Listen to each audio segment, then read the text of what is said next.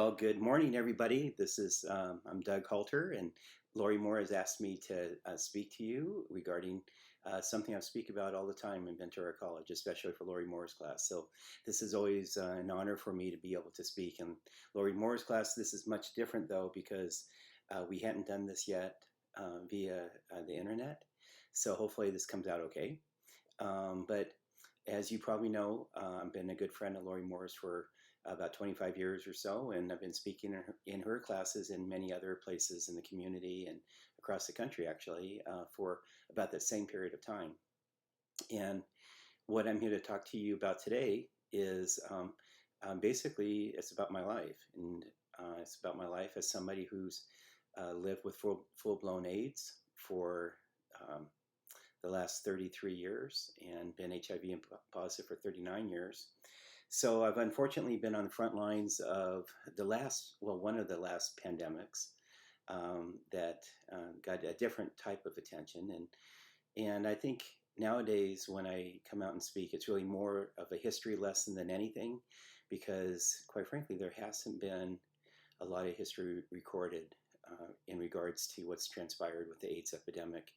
I unfortunately, though, lived it, and I'm here to talk to you and tell you about my life and tell you what I've experienced, just to give you an idea of how a pandemic began 39 years ago and how it impacted my life and how it still impacts many people's lives across the world.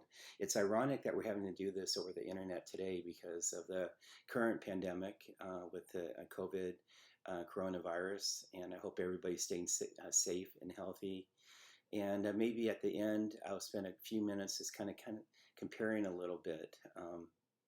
This whole situation with the coronavirus has been a time of reflection, a time of comparison for me, and in some ways reminiscent, in other ways saddening, more saddening for a lot of reasons. But we'll get into all that. So first off, I hope you could hear me and see me okay, and we'll get going. I always start first by letting people know who I am and a little bit about my background, and then progress from there. I let you know exactly how AIDS and HIV entered my life. But to begin with, I grew up in Northern California to what I considered a very average family, whatever that is, whatever average or normal is. I'm the youngest of three kids, and I had an older brother and older sister. And unfortunately, my older brother passed away suddenly about 16 years ago. That was yet again a time in my life that it was a rude awakening for me to just really understand how short life is and how the fact that none of us have any guarantees, and it goes by awfully fast. But nonetheless, I still have a sister who I just got through spending a little bit of time with about 15 minutes ago.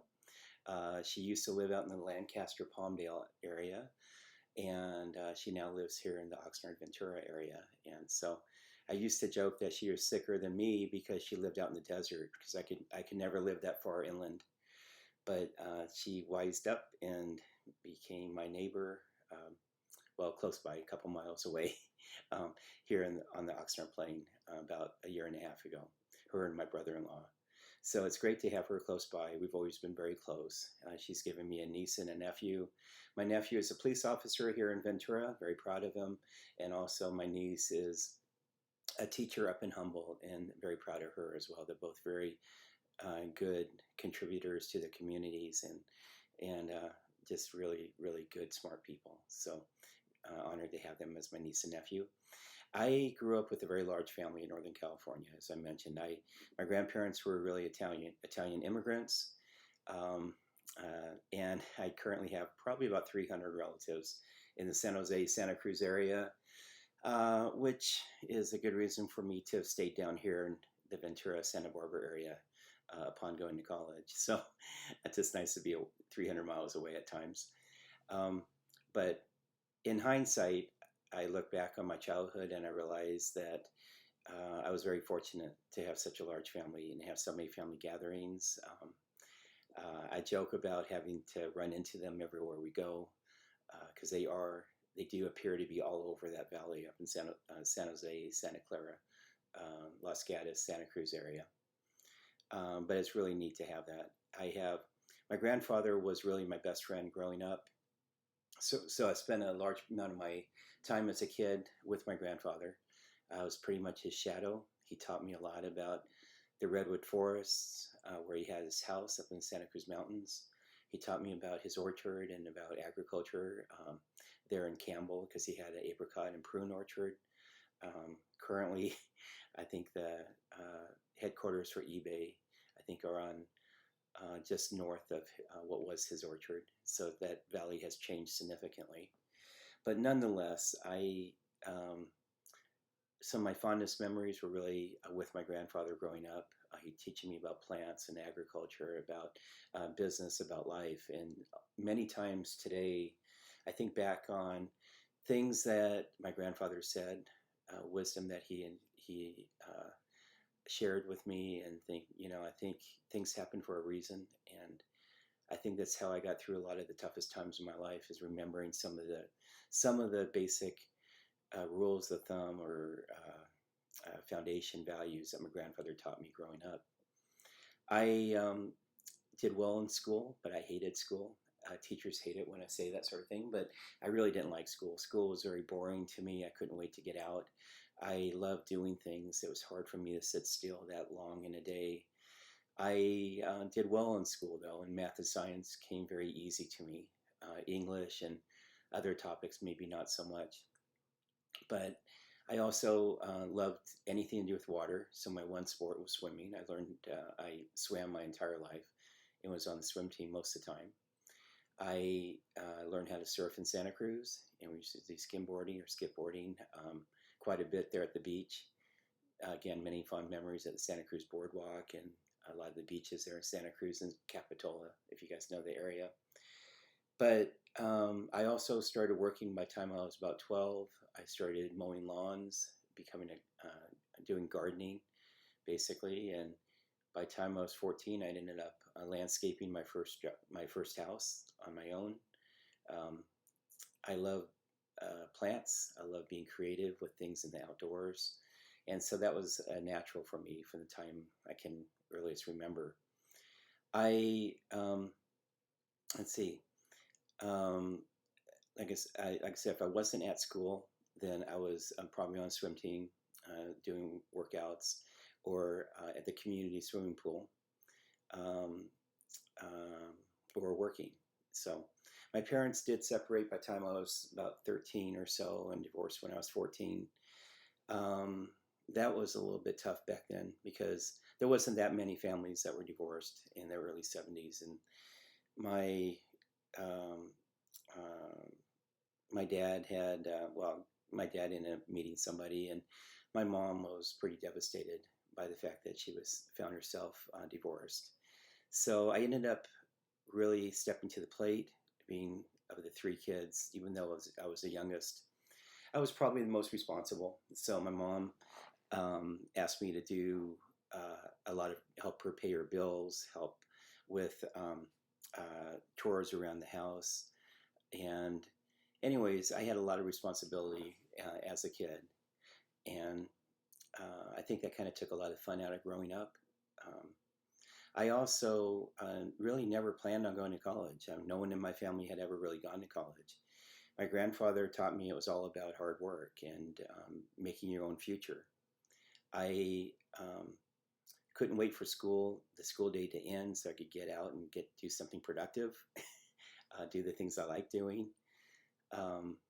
But by the time I was a junior in high school, teachers started giving us time to apply for colleges. And I was already pretty bored in school. So having that free time where other students were applying for colleges, it just made the day a lot longer. So I thought, while I'm sitting there, I might as well research some colleges, do what I'm being told to do.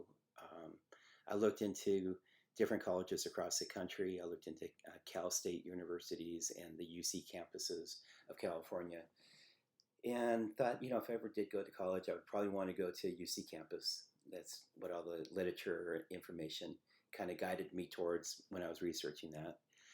And I thought, if I had my choices, it would be a university next to the ocean someplace.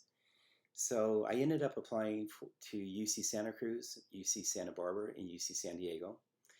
I had never really gone to Southern California, and but I just knew all three of those were somewhere near the ocean, so that was the only thing that was important to me. I sent off those applications, never really thinking I cared or would even get accepted to go into college. To my surprise, I several months had passed by, and to my surprise, I actually got accepted at all three, and I had my choice of which college I wanted to attend. And I didn't really say anything to my family or to my mother. I was too busy working, and she was too busy working. We didn't see each other a lot, anyways, while I was growing up. So, but then about a month or two later, I ended up getting a letter in the mail from UC Santa Barbara that they were giving me a full scholarship, a math scholarship, because I had put down on my application that I wanted to be a chemical engineer by major in chemical engineering. I had no idea what that was, but I had heard a chemical engineer speak in class in high school, and they said it was a very tough major. And I like challenges, and I love math and science. Like I said, it comes very easy for me. So I think because I put down that I like to be a chemical engineer, and my test scores were good, I got a full scholarship to UC Santa Barbara. With that information, I was pretty ecstatic. I was pretty excited. I couldn't wait for my mother to come home so that I could tell her that in August I'd be going away to a place called Santa Barbara to go to college for 4 years. She came home and I told her, and I think within about 5 minutes, the entire family knew. I started getting phone calls from cousins and second cousins, and my grandmother, and then my grandfather, my aunt, my uncle, some other family members. Most people were excited for me. My grandfather was not excited. Matter of fact, he was very upset that I would think about going away to college. He insisted upon meeting with me that night. Um, he drove up from Santa Cruz to where we were living at the time, which was about an hour and 15 minutes away from him. And we talked for about 2.5 hours. And he explained to me, why would you do this to the family? Who's going to take care of your mother? You have a good job. I did have a landscape or gardening business of about 30 to 40 customers that I had developed. And I also worked at Lucky's grocery stores by then. But I told my grandfather that the world has changed significantly since he was growing up, and that the opportunities of today require an education, and it would be really behoove me to take 4 years and get this education. It would really help the family a lot and help me be the most successful I can be. But it's no longer about, he said it was about experience, not books. But unfortunately, good and bad is it's really more about using your brain and getting educated, and experience helps too. But I really enticed him with the idea that the family would be better off if he would give his blessing to let me go away to college. He did give his blessing about 2.5 hours into the conversation, and I that began probably 4 of the best years of my life. And I went to UC Santa Barbara. I drove down. My dad and his current wife drove me down to UCSB.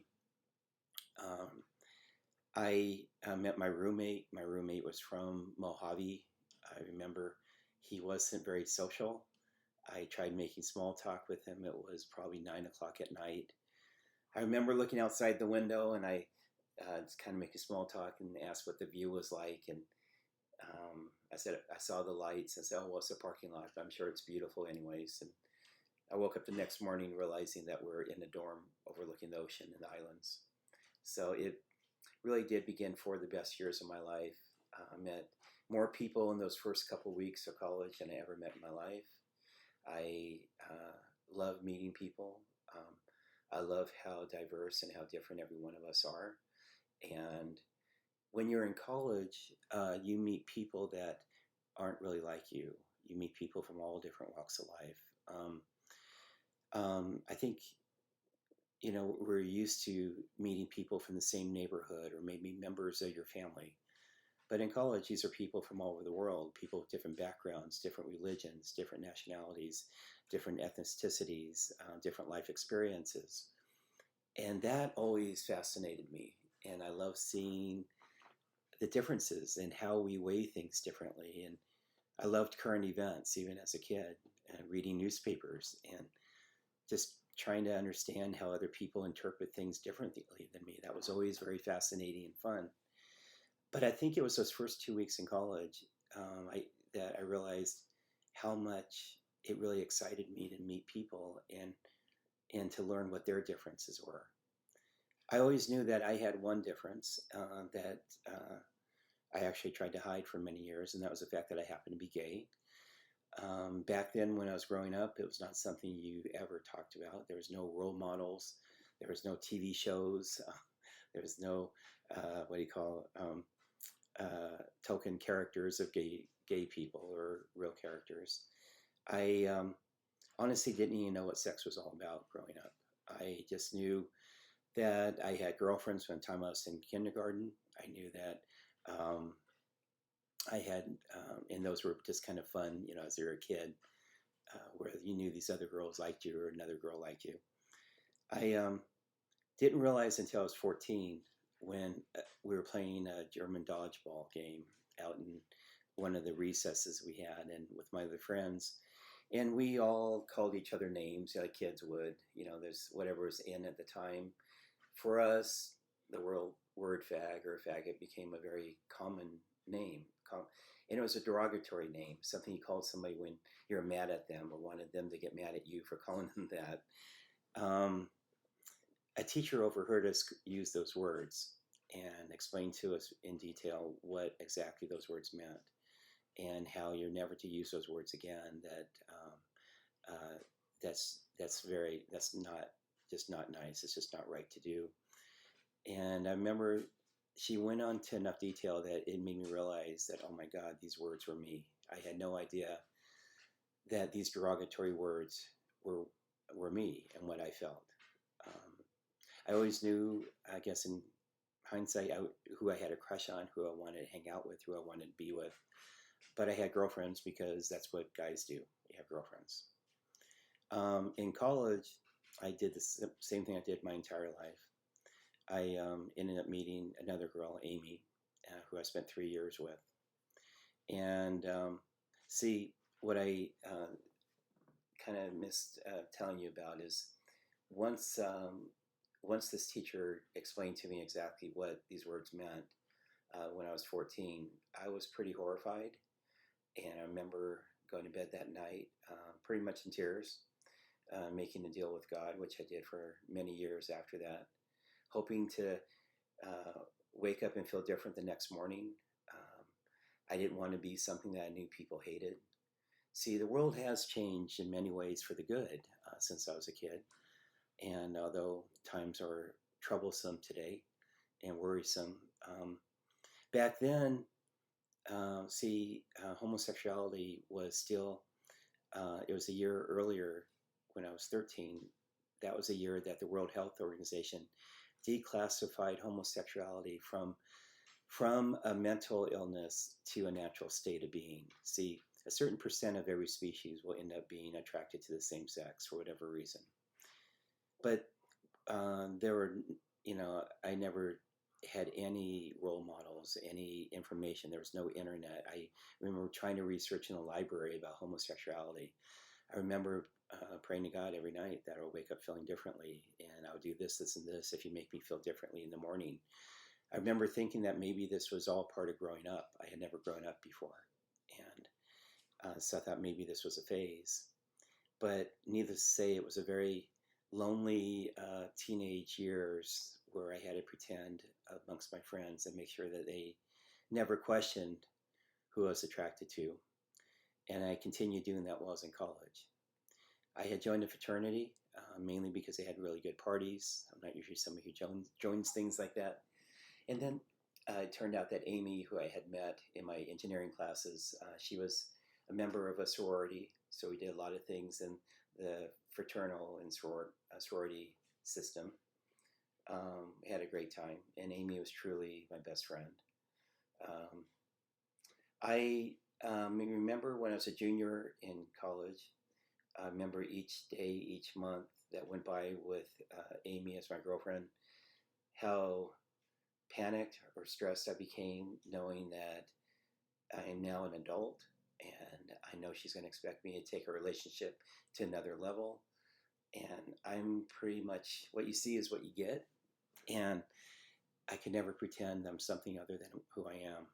And so I remember being really panicked about that. And I remember Amy telling other people that, I'm just the epitome of the all American boy. I never put pressure on her to be intimate. Um, but nonetheless, junior year of college, I remember going for a run along the beach there north of Santa UCSB. And I saw a handful of guys hanging out, swimming and talking. Most of them looked pretty attractive. There was this one guy that was really good looking, somebody who I had never seen on campus. And I thought, well, this is a good chance to go for a swim. So I thought I'd put my stuff down and jumped in the ocean, went for a swim, ended up meeting these guys. I met this one guy, his name was Mike. He had just moved to Santa Barbara from New York City. And I kind of got the impression that he might have been attracted to me as I was to him. We exchanged phone numbers. We got together that night. We went out. And later that night, we were intimate. And that was pretty much really the first time in my life. And I had all those emotions, all the feelings of being excited and nervous and anxious and somewhat sad and worried and panicked. What do I do now? Where's my life going to take me? What do I do with Amy when I realize that I'm very attracted to Mike? I didn't know that Mike was pretty out, that he was actually coming from New York City. He had no reason, felt he had no reason to ever hide the fact that he was gay.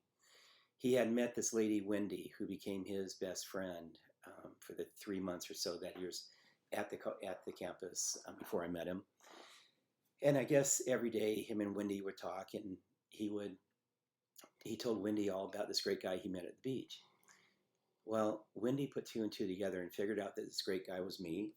And it turned out, you see, that Wendy's best friend was Amy, my girlfriend. So she called me up and confronted me, and I told her the truth.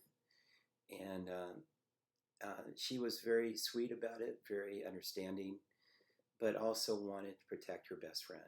And she told me that, I'll give you to the end of spring break to tell Amy before I do, but you really need to, sit down and have a conversation with Amy and let her know what I'm feeling. It made spring finals that year very tough. I remember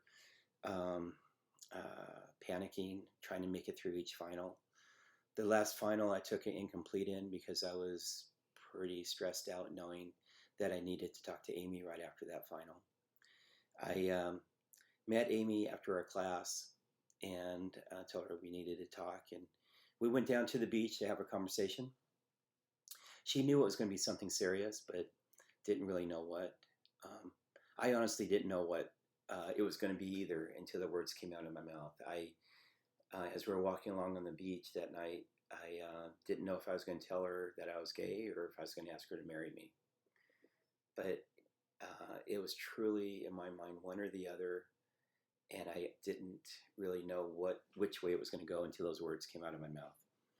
I told her I was bisexual, which I'm not quite sure where that came from, but I think subconsciously I didn't want her to think that what we had for 3 years was not real. I enjoyed every moment. I loved being with her. I loved her as a friend. I didn't love her in the intimate way that she would want a lasting boyfriend or even a husband to be. We spoke for 2.5 hours again and agreed to break up that night. It made the next year or so, a year and a half of college, very interesting because you see, a lot of my engineering friends became Amy's friends. I was the one deceiving her in the relationship, and they knew that. And a lot of Amy's sorority sisters would call me up even more often to talk about different things and to want to go out to see if I would take them to Los Angeles to some of the gay clubs. because they felt more at ease there. They didn't have to worry about being hit upon, and they usually play better music. But anyways, it made the last year and a half or so very interesting. I still had Amy to see in every class. We had every class together. And then there's another issue, and that's in the newspapers in the spring of '81.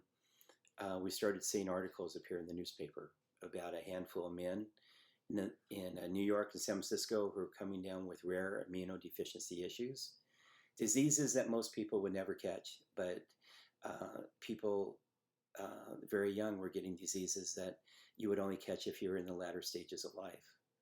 And these happened to be all men in New York and San Francisco. They were all in their 20s and 30s, and they were getting things like Kaposi sarcoma, pneumocystis pneumonia, CMV, MAI, toxoplasmosis, diseases I could barely pronounce, but I know all too well today how devastating they can be. And I remember these articles appearing halfway through the newspaper. It wasn't, well, now I have something really to compare it to. It wasn't like what we saw with COVID, with the coronavirus. These were small articles halfway through the newspaper about a handful of men in New York and San Francisco, and about the fact that these men all happened to be gay, and that they had no immune system, that their immune system was devastated, which made them at risk of catching everything. Over a period of a few months, more and more small articles appeared. I think seldom, if at all, did one ever appear on the front page. I think, like most people with the coronavirus now, like many others, this was not my issue. This was something impacting other people. It was interesting that these people getting this disease happened to all be gay and young men. That worried me a little bit as somebody who just came out. But really, in my mind, I thought maybe they're doing things that they weren't supposed to do. Maybe they're being really promiscuous. Maybe they're doing a combination of sexually transmitted diseases were going on. Maybe they're doing a lot of recreational drugs. But nonetheless, my focus was on graduating college.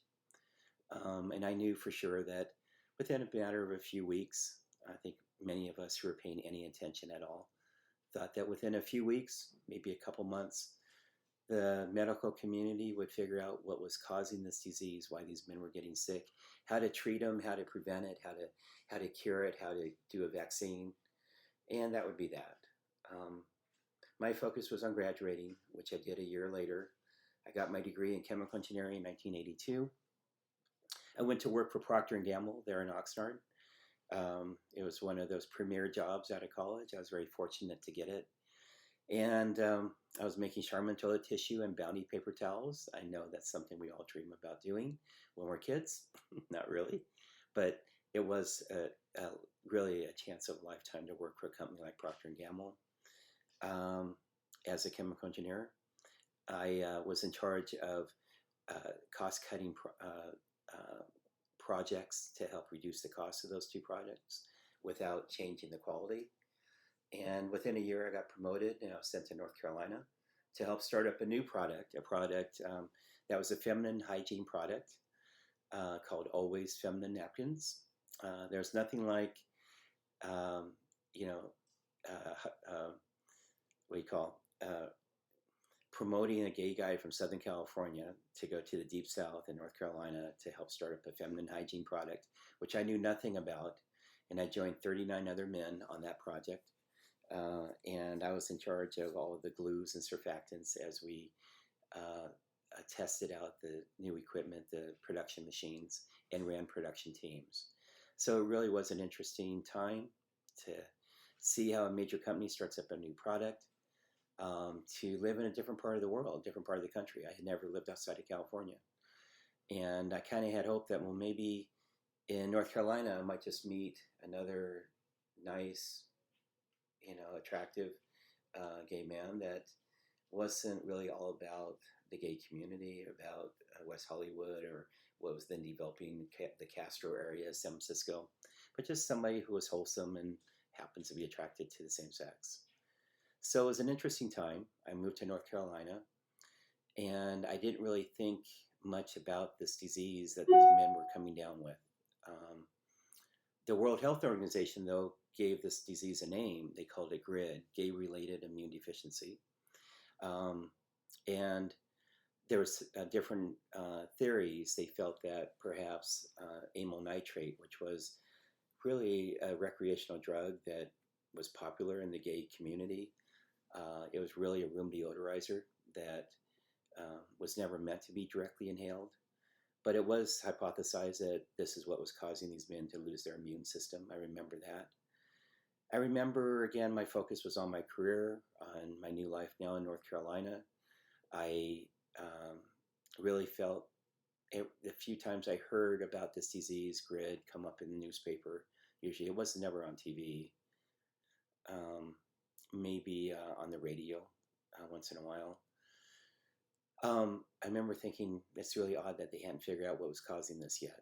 And I ended up finding the one gay club in Eastern Carolina. I remember circling that club for probably 15 or 20 times before I got the courage to go in. Because you see, in North Carolina, to go into a nightclub, which was really the only place you could meet another gay person up until the internet times, to go into a nightclub, you had to become a member and give them all your information, your address, your driver's license, your phone number, full name. So it was a lot more invasive than just walking in anonymously into a nightclub. So, but I finally got the courage and I parked, and I was pretty nervous, and I walked in and joined as a member. And then once I got inside, I sat at the bar and got a drink from the bartender. And I remember talking to that bartender the entire night, and his name's Robert, and we ended up spending the next 2.5 years together. So that's how consistent I am. It was there in North Carolina, though, that I started hearing more and more about this disease called GRID. I remember how there's articles now starting to appear on the front page of the newspaper about how this disease was now being seen in every metropolitan area across the United States. From New York to Philadelphia and Chicago and Miami and Los Angeles and San Francisco and Denver and Dallas, every major city was seeing cases of this disease. Not too unsimilar to what's gone on with the coronavirus. But this disease was perplexing because it was a virus. They felt that it was a virus by that point in time. They couldn't quite figure out how it was being transmitted and why it was almost entirely hitting gay men. And then it was also being seen in people who were hemophiliacs, people who got blood transfusions, people who used drugs, but usually drugs that took needles. So they had theories, and they were getting closer to figuring out what was happening. But it wasn't until 1984, I was still in North Carolina, when two doctors announced that they had discovered a virus. And they called this virus HIV, and they said that this virus was present in people's antibodies. Antibodies for this virus were present in people who were sick with this disease that they had called GRID. They also realized that this virus had probably been in existence for many decades in South Africa and in Central Africa. Because you see, in that part of the world, there was already whole villages that was lacking people of working age population. Because it wasn't just gay men, it was men, women, and even children who were coming down sick and dying from this disease. For me, that was momentous because, one, it was always pretty shocking to know that they didn't find a treatment or a cure or a reason for this disease until 3 years into the first cases surfaced.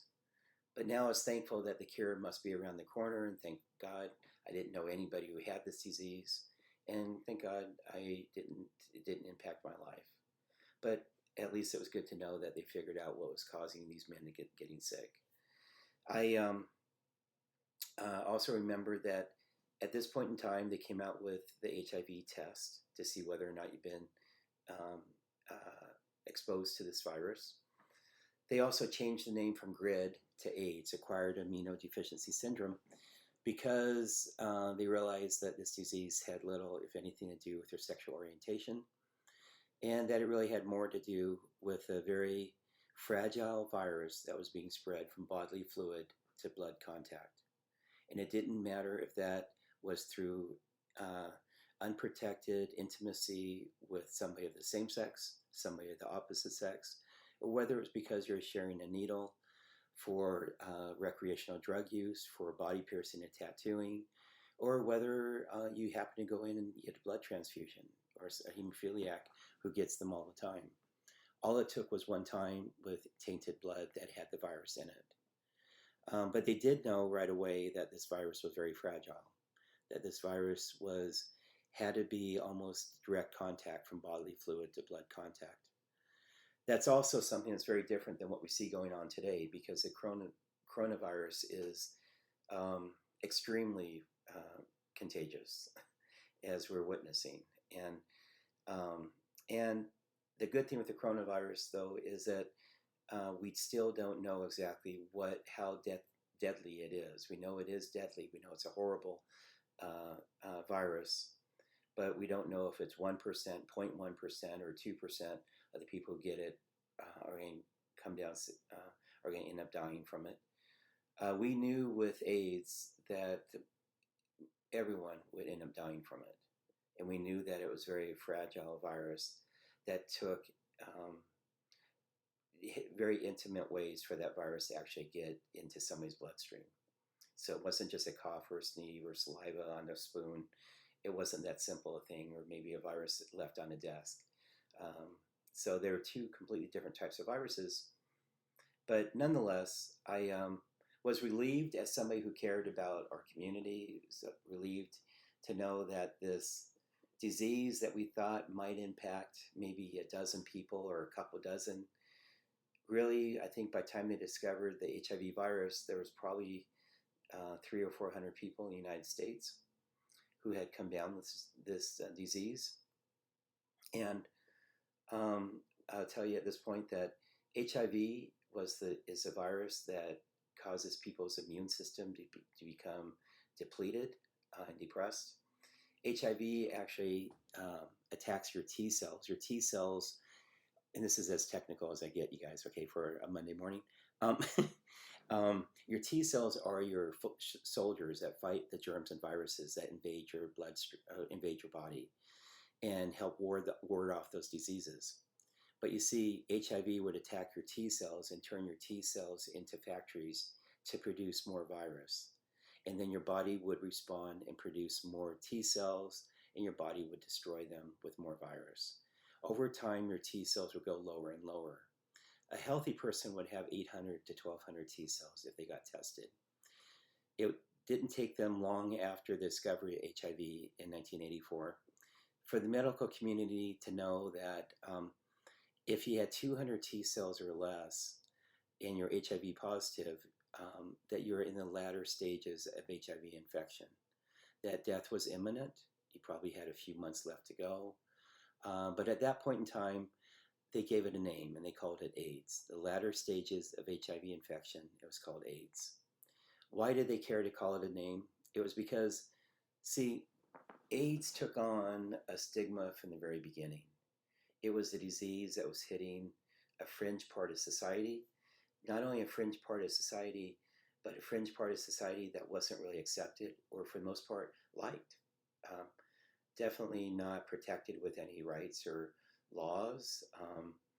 It was it was people that people felt that if they had something bad come upon them, that they were probably doing something that they shouldn't have been, and they probably deserved it. So with that stigma, people were afraid to get tested, even though the test was available.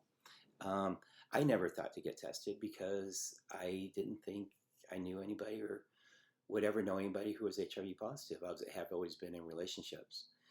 And I felt thankful that I was now living in Eastern Carolina, far from the metropolitan areas that were seeing these cases of AIDS.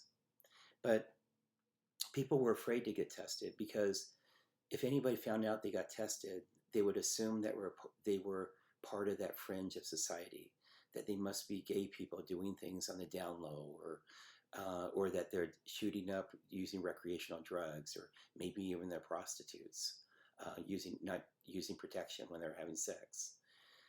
But nonetheless, I didn't really care about the politics of AIDS at that point in time. My job, my position was coming to an end in North Carolina, and I was really homesick for California. I've realized now more than ever, as I've had opportunity to travel to many parts of the world, that if you were born in this area, especially the central coast of California, from Ventura to San Francisco or Monterey, we are truly, truly blessed. I mean, this is the most fortunate place on earth. And it really was my paradise. I can't tell you the amount of times that I would dream about being back in California, and see the beautiful blue ocean, the islands off the coast when I was there in Santa Barbara. But, it wasn't just the weather or geography that I missed about California. I was surprised to learn that what I missed more than anything, it was the people. It was the fact that there's a culture out here of entrepreneurialism, of creativity, where people expect more than just putting food on the table or a roof over their heads. People expect to be happy. They expect to follow their dreams. That's something that's very unique, uniquely Californian. I miss that. And so Robert knew that, my boyfriend at the time there in North Carolina. He knew that at some point him and I were probably homesick. But as my my position was coming to an end there in North Carolina, I was hoping but realizing there's probably no way I could get transferred back to California with Procter & Gamble. I was offered a job at World Headquarters in Cincinnati, Ohio. I thought about it for that night. One night I went back in the next very hot, humid summer morning, and I gave my 2 weeks notice. I came back home that night after everyone at Procter & Gamble giving me a really bad time about missing a great opportunity. My secretary, Lila Bell, kept saying, "Doug, you're a fool. Why would you do this? You're a fool." I'll never forget. I could still hear her voice saying that. But I went home to Robert and told Robert that in 2 weeks I'm moving back to California. I wanted him to go with me. He insisted that once I got settled and I found a place to live and found a job, that he would move out. He was a very responsible type. That was a pretty risky move I made, giving up my job for an unknown, go back to where I was from. That day came and I loaded up the U-Haul and I said goodbye to Robert, knowing as I drove away in that U-Haul to go back to California that our relationship was probably over. I knew that his paradise was probably there in the Deep South. That's where he was born and raised, and he might be a fish out of water in any other location. I got back to California. I could have kissed the ground when I saw Welcome, and I moved in with my sister, and my sister had moved to LA while I was gone. She had 3 good friends that she hung out with, and they immediately became my friends, and we would all hang out together and go out to Ventura Boulevard on Friday nights and meet lifeguard stand number 4 at Zuma Beach on Saturdays, and then go out to Hollywood on Saturday nights. So we had a routine from the very beginning, and I loved living next to my sister again. We had a really fun time. But I really was missing Robert. I really was hoping he would come and move to California. He came out to visit for a couple of days, and I could tell when he was afraid to leave the apartment that it wasn't going to work out. Julie, one of my sister's good friends, had a crush on me. I could tell that. And she kept hanging out more often than not, and I ended up telling her and my sister that I was gay. And my sister was relieved because she always wanted me to set her up with some of my friends when I was in college. And now she understood why I didn't do that. It's because they were gay, or they were probably dating me at the time. But anyways, Julie and I still hung out a lot. And I think she was probably the last woman to ever try to figure out if I might be straight. But I remember going out with them one night in this club, and we saw this guy not too far away, 20, 30 feet away, very charismatic, good looking, just had a lot of very positive energy around him. And Julie and I were laughing and kind of questioning whether or not he might be interested in her or me. She finally convinced me to go up and talk to him, which I never do. I'm not somebody that goes up to people. Um, but nonetheless, I went and talked to him. I found out his name was Randy. I found out he had just moved to Los Angeles from Redding and that he was gay. And he left Redding because his family really didn't accept the fact that he was gay. And he wanted to live his life openly and who he was. Phone numbers, and I think I stalked him. He went to his work. I know I did several times that first couple weeks. We went on dates.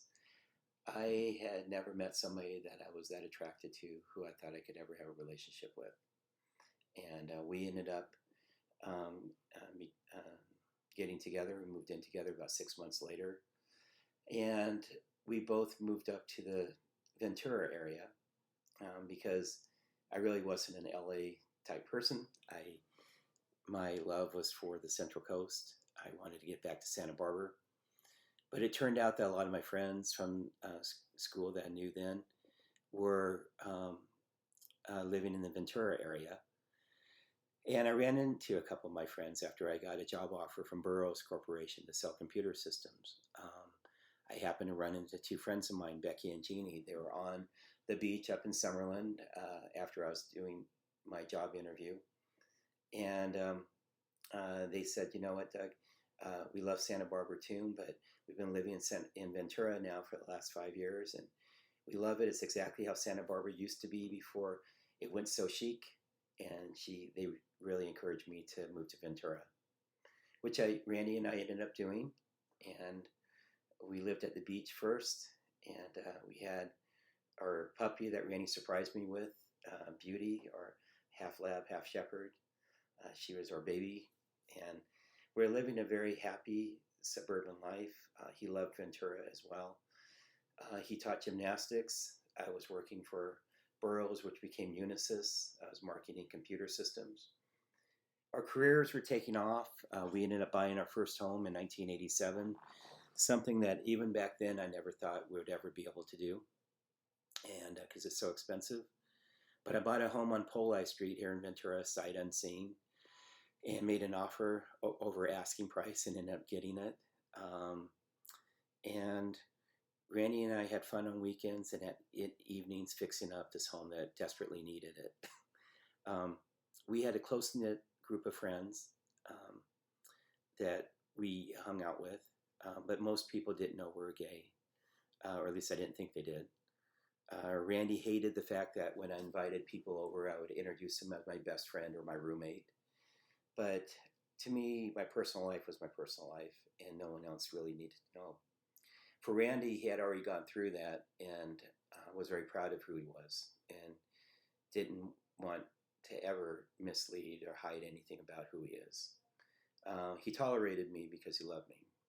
And I, again, never thought I would ever meet somebody that could ever be that attracted to, who I knew that there was never enough time, no matter what the conversation, that I knew I could spend the rest of my life with. And I never really thought about this thing called AIDS, because after they found that HIV was causing this, I really thought the cure would be right around the corner. I did remember that in 1985 being shocked by the world news but with many other millions of people, when we learned that a major movie star, Rock Hudson, had announced that he had AIDS. And we thought, how could this good-looking, wealthy, well-liked person have what most of the world thought was a dirty gay disease, a disease only impacting those unfortunate few. He traveled the world for the few months that he had, trying to find a cure, and I thought for sure if anybody could find it, he would. And he ended up dying from this disease. And the news was all over the place at that point. Then we saw front page news. We saw articles, big headlines on the front page about this disease called AIDS. And I remember being shocked that by the time he died at the end of 85, over 12,000 Americans had gotten an AIDS diagnosis. Again, a disease we thought would only impact a few. I still wasn't enough for me to get tested. I never thought about it. I like I said, was always in relationships, and now had been with Randy ever since I got back from North Carolina. Our focus was our careers and fixing up our house and having a very nice, loving time together as young adults with our careers taking off. I remember one November morning, Randy asked if I wanted to get tested for HIV. And I didn't really care to, but I knew if he asked me, it means it was important to him. And so as long as he made the appointment, then I was fine to get tested. I don't usually like the trouble of making appointments and scheduling things like that. So if it was that important to him, then I'd be happy to get tested with him. He made the appointment and we went in, and I didn't think much of it at the time. They took our blood. They told us to come back in 2 weeks. They gave us an appointment. During those 2 weeks that we waited for the test results, I didn't lose any sleep. It was just a test. It was dotting an I, crossing a T. It was a detail that I didn't think would ever matter to me or my life, or to Randy. And I remember going in that morning on November 18th, 1987. We went into 8 o'clock appointment. I envisioned that Randy and I would go in. They would call our numbers, because back then you didn't have to give your names, because so many people were afraid to get tested because of the stigma and because of the worry if somebody found out that they got tested, that they would give us numbers, and you just give your number and say, this is my test number. And they would call you back to the waiting room and let you know if you were HIV positive or negative. I thought for sure Randy and I would go back together, find out we're HIV negative, and be given the AIDS 101 on how to stay negative and not put yourself at risk and take precautions. Hopefully stuff that you guys all know about, or you will. In Lori's class, you will if you don't. Okay. Instead, I remember that morning they called my number first. And I remember that hallway, which was not that long, or appeared to be very long, and my heart started pounding, and I simply wanted the next few minutes to be over. I went into the next waiting room to wait for my results. I remember waiting for it seemed like forever, but probably 5 or 10 minutes. The nurse came in, and he seemed very nervous, very disorganized. I remember trying to put him at ease and said, my name's Doug, and I'm just here for my HIV test result. And I told him that I was in a hurry, that I needed to get to work, something I tell people when I don't want to be there. I just wanted that moment to be over. He had me take a seat, and then he set a box of Kleenex on the table in front of me, something I know now was a bad sign. He came over and put his hand on mine, and he says, Doug, I'm really sorry, but your test result came back positive. As I look back in hindsight, I remember thinking how, I remember I responded so quickly. I said to him, there's no way this could be my test. You must have gotten the test results mixed up. That this is my number, this is my name, this is my social security number. He had a lot of files, so it seemed like a natural place to go, that he must have just mixed them up. He assured me that it was my number and that this was my test result. He went on to tell me that there was no treatment, that there was no cure, that I needed to go home and get my affairs in order. I remember interrupting him again and telling him that, I do feel like maybe I have a flu. Maybe there's a flu virus going on, and maybe that flu virus is faking out the test. I had no idea I was this good at denial, but he assured me that when they get a positive test result, they test it 3 times. And my test came back positive all 3 times. He assured me that that they would take as good care of me as they can while I'm dying from this disease. That if I'm one of the lucky few, I might make it another 6 months, maybe even a year, but definitely don't plan on anything more than that. And he would recommend that I spend whatever days or weeks I have left letting other people what mistakes I made so they don't make the same mistakes. I remember by then my head was spinning. I didn't know if I was going to get sick or pass out. I remember feeling like I was reading a book, that this really couldn't be happening to me, that somebody else was spinning the pages faster and faster, and I didn't really know if I was going to get sick or pass out. I just knew that thoughts were flooding through my head so quickly. I didn't know things like how could I have this dirty gay disease? Do I tell my friends, my family? My family didn't even know I was gay. Do I tell Randy? Is he positive too? Is he going to leave me? Am I going to die? Is he going to die? How do I use my insurance? So many thoughts were flooding through my head that I was pretty numb when I left that office. And I remember seeing Randy walking towards me in that waiting room, in that hallway. And I could tell by the look on his face that he was told the same thing I was. I remember us standing by his truck in the parking lot for 20 or 30 minutes in disbelief, wanting nothing more than to go home and go back to sleep and pretend this was a very bad nightmare and this really didn't happen. I ended up going to work that day. My work was in Westwood by then, the office that I was working out of. And I made it through the day. I had to stop listening to music and started listening to talk radio. My mind was going 100 miles an hour. The anxiety level was obviously through the roof. I truly didn't know how to spend the final days of my life. And at the end of that day, I thought everyone was gone out of the office. And I remember breaking down in my cubicle, and my boss at the time, Doug Barrier, was still there. I didn't realize that. He came over, and obviously I was embarrassed, but I was pretty desperate. And I ended up telling him everything about my life, about what's gone on, why I was so upset that I'm gay and that Randy's my life partner, and we both found out we have this disease. And they gave us less than a year to live, and I don't know where to turn to or what to do. And he became a very good friend at a very crucial time in my life. And he encouraged me to get tested again. He says, Doug, they don't know enough about this disease, that you look too healthy. There's no way you have this disease. So why don't you take tomorrow off and get tested again? So I did, and I got tested again, and this time I paid for the test.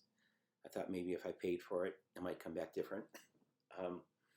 It didn't, but it came back faster. It came back within 2 days, and that doctor called me up while I was at work, and he says, Doug, are you alone? Are you sitting down? I said, well, yeah, I'm here at my cubicle. He says, well, your test result, it came back positive. Could it really be positive? And I said, I don't know. That's why I went to you. I can't believe that I would have this disease. I don't know anybody who has it. And then there was silence on the other end of the line, and he says, Doug, you need to leave work right now and come down and get this file. I don't want this file anywhere near my office. That was a very humiliating time for me. At a point that I most desperately needed support and help, I needed my doctor on my side to help me figure out how to get through this. He was ashamed and embarrassed and afraid that people might find out that he was treating somebody with HIV. My first real act of rebellion was not to get that file. I thought if I had to learn about it, so did my doctor. Randy and I decided not to tell anybody about our health status for the next 2 years. We thought surely the cure had to be around the corner. Surely if we were living a healthy lifestyle in suburban America, exercising and eating, for the most part, eating right, although as Lori knows, I love Taco Bell. But nonetheless, the people dying from this disease had to be other people, and that as long as we're together, we can make it through this. And then in '89, 2 friends of ours called from San Diego and told us that they were HIV positive. And they were telling us about the holistic medication and diets they were on. So I finally owned up and told them that Randy and I are positive as well. And they encouraged us to go down and seek treatment from their doctor in San Diego, which we did for about 6 months. Went on different diets and vitamins and exercise routines. We went down there every 2 weeks while we were trying to stay healthy and not get sick. During that time period, I found out that Scott Hitt, a friend of mine from college, had did what he always said he was going to do, and he became a doctor. And we used to play volleyball together and surf together. He was going to, he had a lot of friends at UC Santa Barbara, but he was at Arizona State most of the time. But he loved the beach and had the wherewithal to come and visit very often. But he always talked about becoming a doctor, and to my surprise, I found out this one night that Scott had become a doctor, and he was practicing in Los Angeles, and he was specializing in HIV and AIDS. I immediately made the appointment the next day where Scott fit me in. I had Randy go with me. It was with mixed emotions that Scott and I got back together. And our reunion was very tenuous because it turned out that a lot of our friends, a lot of people we knew in college were infected, that many of them were getting sick. Scott knew that he was going to take real good care of me and Randy. A drug, AZT, had just come online as a potential way to slow the onslaught of this devastating virus. They never knew how much to give. It was really a cancer drug developed in the 60s.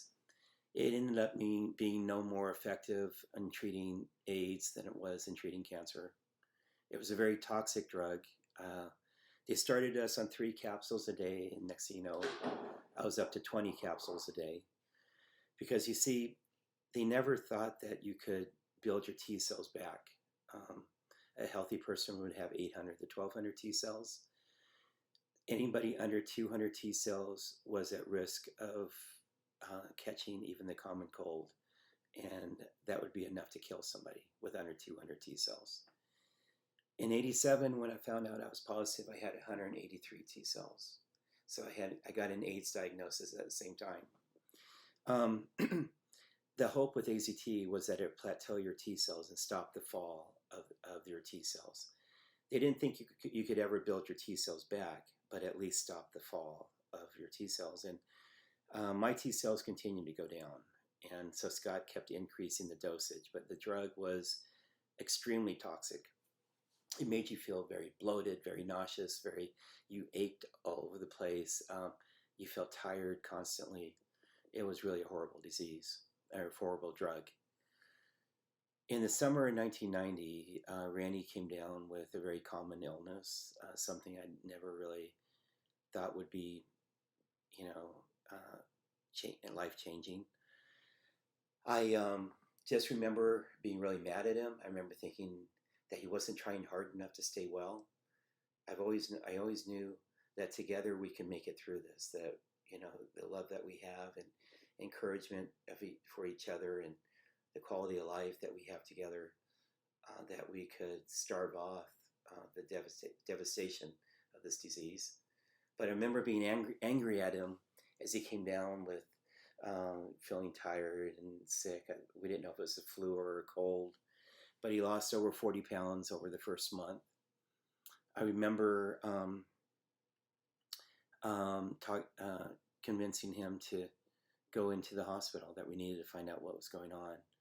He really thought he didn't need to do that, but I was pretty insistent this one day, and I took him into the hospital and admitted him.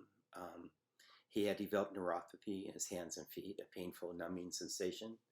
It was basically his nerve endings dying, and I would visit him every afternoon and every evening. On the third afternoon,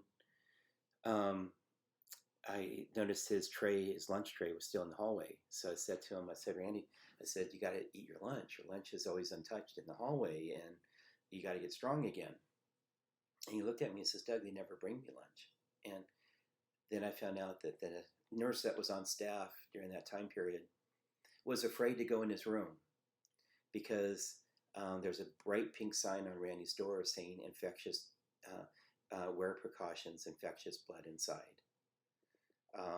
For that reason, because of that sign, I never told any of our friends or anybody we knew that Randy was in the hospital, because we didn't want them to know what he had. Darlene, my neighbor across the street, would join me to see Randy in the evenings. One of the nights shortly after that third day, we realized that there's no toiletries in the bathroom, so we had to go out and buy toiletries for him. On about the 5th day, I was there when the administrator called Randy and started yelling at him and saying that your insurance is no longer accepted here, that you need to get out of the hospital immediately. We knew that wasn't true. We knew that, if anything, his insurance had become what they call COBRA insurance, meaning that he had to pay more for it because he was out of work for now about a month and a half or 2 months. But that was it. It was really about the fact that they really didn't want us there. They didn't want somebody with AIDS in that hospital. So they made us go down and had to put on a credit card the bill that they had calculated to that point in time. They loaned us a wheelchair to go to the next hospital down the street. At that hospital, I had to go back through and explain everything that was going on. And they got his records. They started treating Randy for CMV and tested for MAI as well, both devastating diseases. But just being treated with CMV and knowing that this hospital wasn't afraid of testing him and treating him gave me some relief, as did Randy. After a few weeks, they discharged him from the hospital and into my care. For good or bad, I'm not a real good caretaker. But Randy was very frail by that point in time, but he was out of the hospital and was doing better.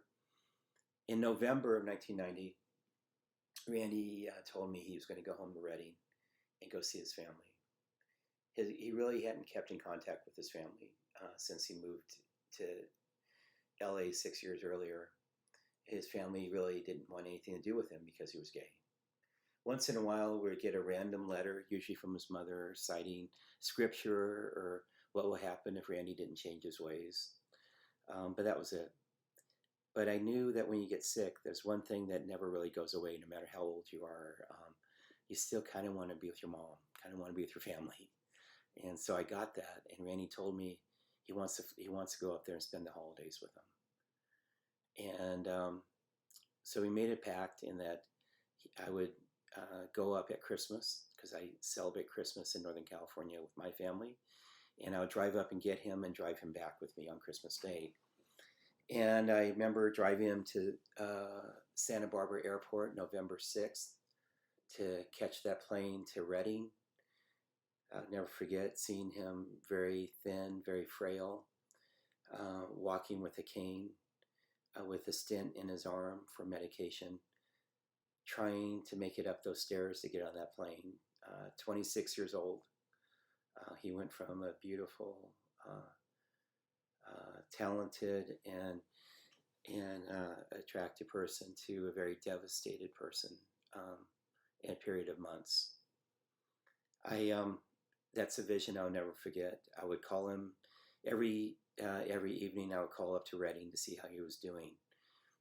His mother would answer the phone, and I would quickly ask for Randy because I knew that his mother never really wanted to know anything about me. So I quickly asked for Randy, and her and I started talking more and more each night. And it turned out that she's really a neat lady, and we had a lot in common. So I enjoyed talking with her and sharing things. And then on Thanksgiving Day, Gloria, Randy's mom, called me, and she was crying, and she was worried. And she says, "Doug, I'm really afraid. I don't know. Randy's lungs don't sound right. That doesn't sound like he's breathing right." I said, "Gloria, please, he's my partner. Just take him to the hospital." I knew financially they were always, they worked hard and they were always struggling. And I said, "Gloria, please just take him in. I'm responsible for this. So just take him in so we could get him feeling better again." And she did. And about a half hour later, she called me hysterical, saying, "Doug," and I said, "Gloria, what's wrong? What's wrong?" And she said, "They won't take him. They won't take my son." I said, "What do you mean they won't take him?" And she said, They're not prepared to handle somebody with AIDS up here." So we found at UC Davis, 3 hours south, we admitted him to the hospital down there.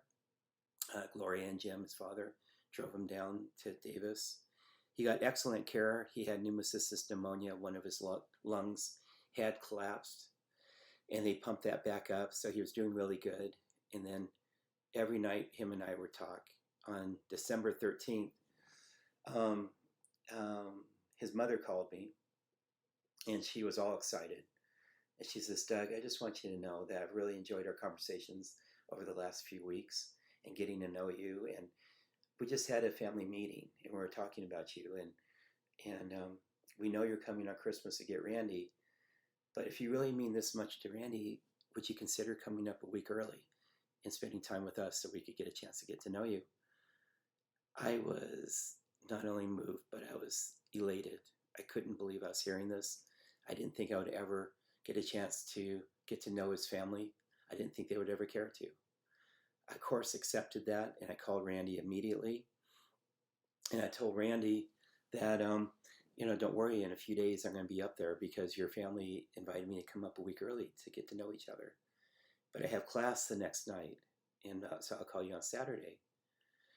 And he says, well, Doug, I'm going home on Saturday. And I said, that's okay. Your mom and I have a good relationship.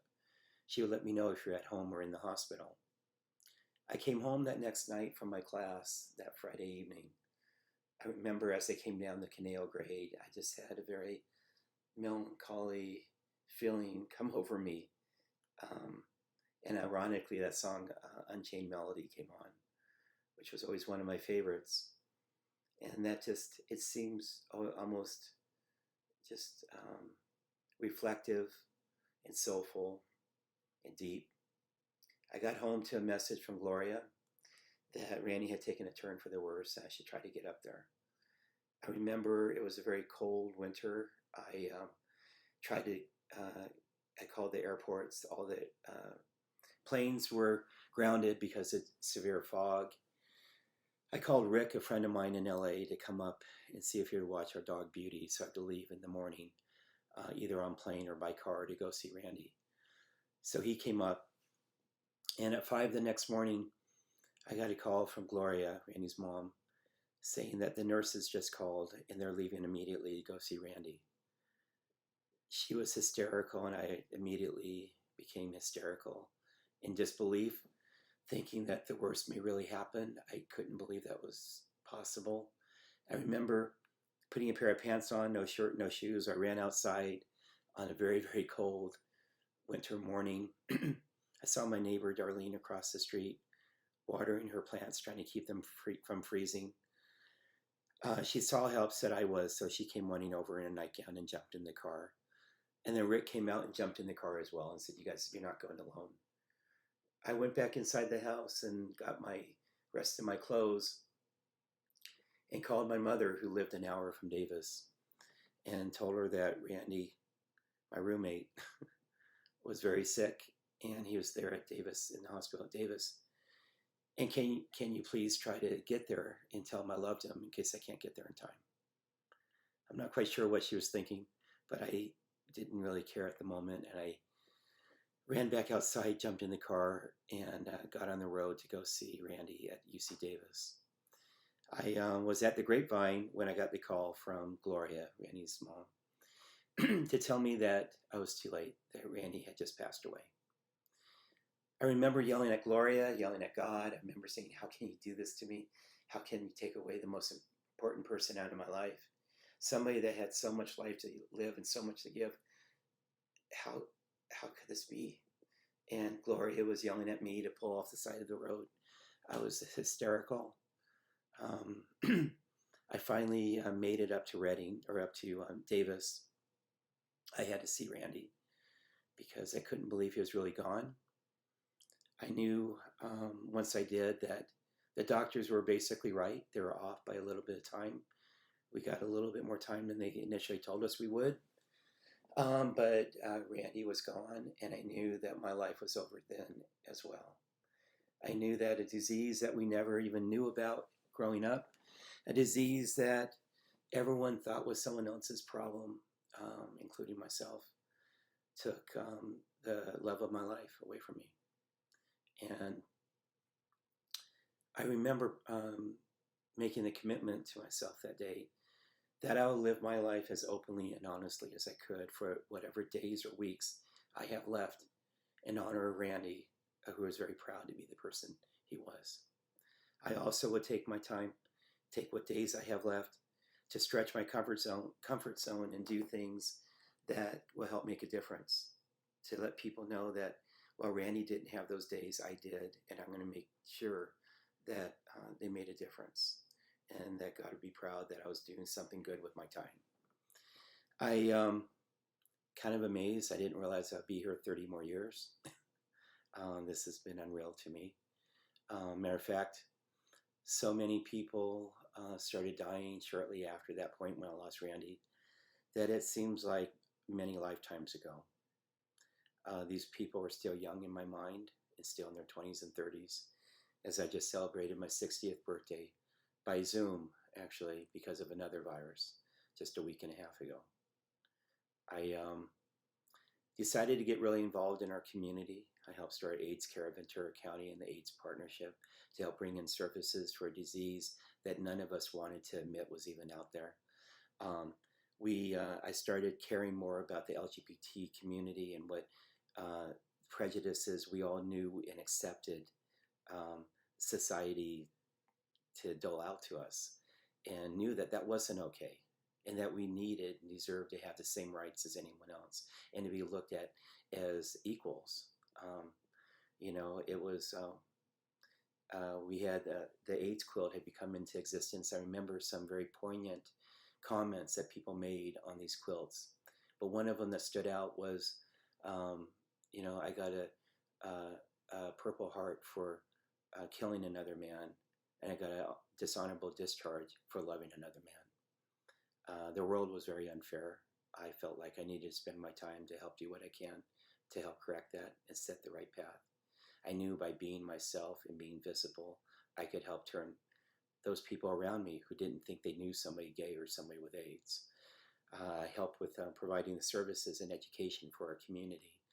And then with Loretta Merriweather and Terry Vijot, we started the Downtown Community Council to help bring back our downtown here in Ventura, because we saw the potential of this historic, unique downtown. That gave me cause to get involved with the historic preservation. And then one of my dreams was to build a house overlooking the ocean, and I thought someday I'll be able to build that house overlooking the ocean. But I didn't have that time to wait. So I took my credit cards and bought the piece of land behind me on Buena Vista Street and started building a home. I did it on credit cards. I don't recommend that. But at the time, I had nothing to lose because I didn't think I would live long enough to move into it. See, when things get too tough today, I think back on those first 6 months after Randy died, and I realized that that was the freest I ever felt in my life. Because, when the worst thing that can ever happen to you in life happens, there's nothing else to fear. And living life without fear is one of the freest things you could do. It gives you the freedom to be who you are, to know that each one of us has a unique potential to make a difference, to know that every time somebody says somebody ought to do this or why don't they do that, to know that it begins with you because you had the forethought to think about it, to know that that could be a good idea, and to not share that unique idea and help make that happen, or at least vet it, would be wrong. It'd be a waste of an opportunity. I've been honored to be part of the Ventura Visitors Bureau, the Chamber of Commerce. I was chair of that. I got Citizen of the Year.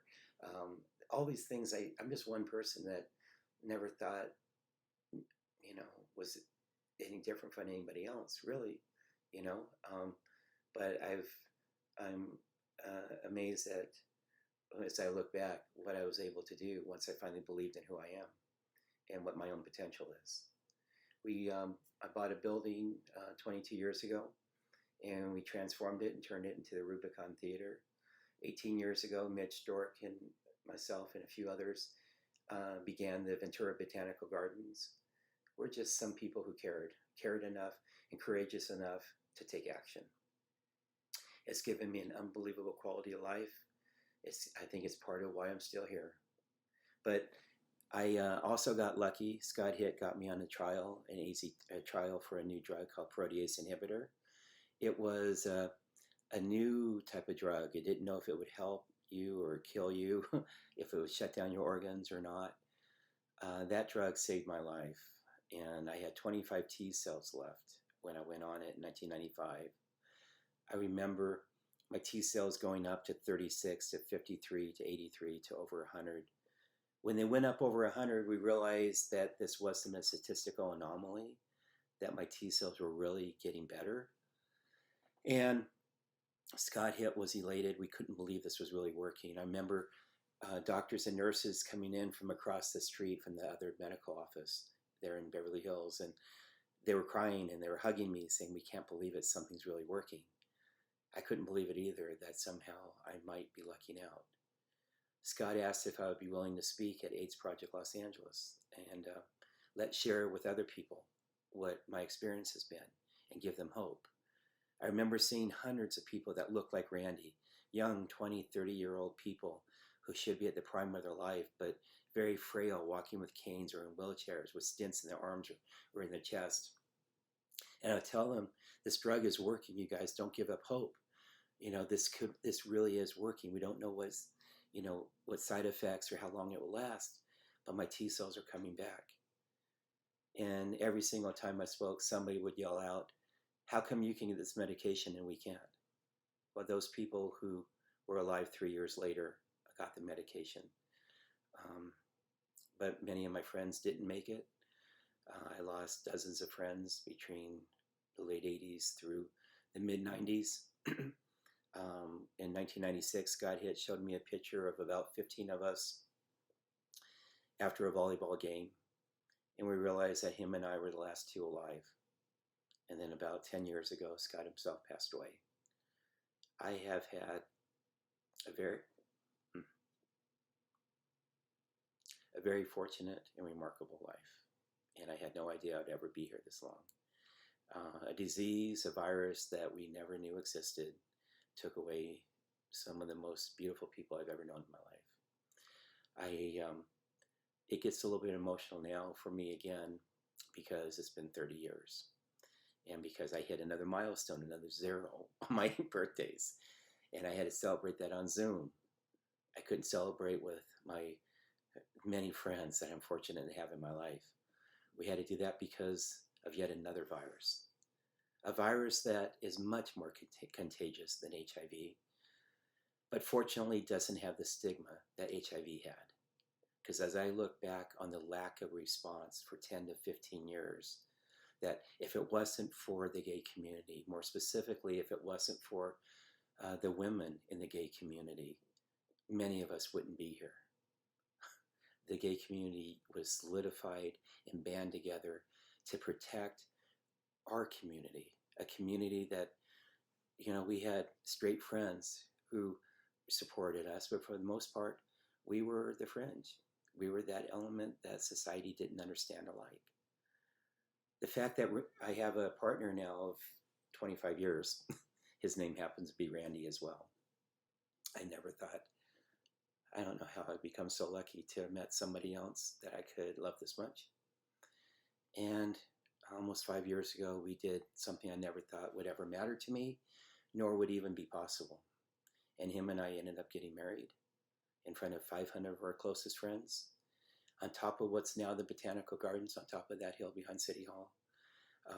People from all walks of my life, liberal, conservative, gay, straight, religious, atheist, Jewish, doesn't really matter.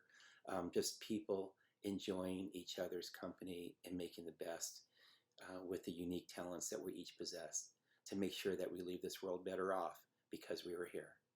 And to know that these people all cared for and loved Randy and I, that they were there to celebrate with us, whether they understood our relationship or not. And for me to know that because of the AIDS experience, I believe it hastened the speed at which we as a society accepted the gay community. A lot of us became visible.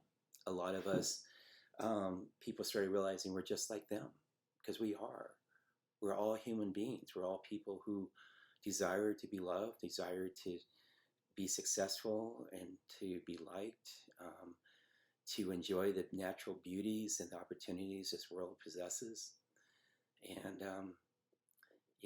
we've come a long way, but between the virus of today and the divisions that exist today in our country, across the world, we need you guys more than ever today. So please take care of yourselves. Don't put yourselves at risk. Whether it's the HIV virus or whether it's the coronavirus, let's be here for tomorrow. Let's be part of that solution that's going to make this world a better place. To know that you too, you matter, and that you can make a difference, just like I didn't think I could, but I know on a local level I have. And I would love to live to see the day that there is a cure for this disease. And that, in closing, I'll tell you that there are so many lessons to the AIDS epidemic and what we experienced, that if we could take those lessons and apply them to future epidemics or pandemics, uh, like the coronavirus, and know that the enemy of mankind is not each other. The enemy of mankind is disease and poverty and hunger and lack of education and bitterness and hatred. And that we should work together and show compassion for those people infected and use our intellect to help solve and find cures and vaccines. And but that's our enemy. Our enemy isn't each other. So what impacts one part of society will impact all of society. It doesn't really matter. We are a world of humanity.